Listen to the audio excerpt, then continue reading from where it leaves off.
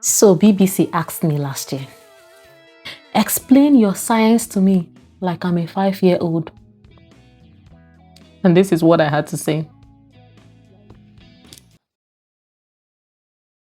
But how is this a different way of making a vaccine for a disease? So this method that we've used in this vaccine discovery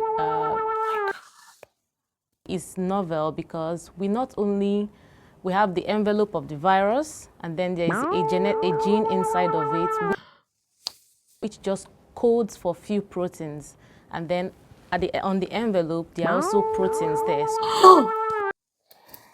So in other words, when we give this vaccine to humans or animal models, they take in the gene into their cells, and the protein is able to initiate a first immune response to prepare the body, and then the gene that was taken in can also help in preparing another second wave of immune response. So in other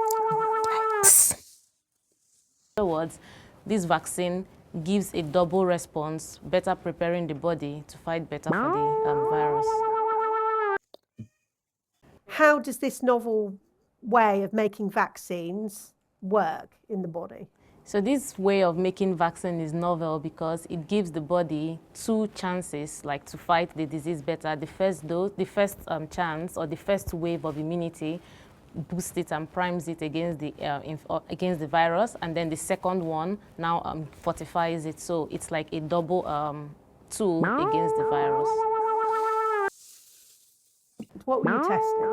So what we were testing at Diamond with this vaccine is how reproducible, batched from one manufacturing batch to another manufacturing batch, is it consistent? And that way we are trying to look at the safety of this vaccine before it even goes into clinical trials. So this was more of preclinical trials and ensuring that when it's being manufactured, post-market surveillance, like we use Diamond to kind of like stamp that safety on the vaccine.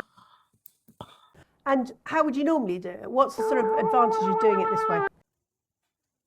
So the advantage of using the Beamline to screen this vaccine was that we could look at these vaccines and how they interact with living cells in their near or close to native states without any form of manhandling of the cells. So we could see what it was doing to the cells in their near to native state, and also we could do this screening very fast and at very, very great detail into this.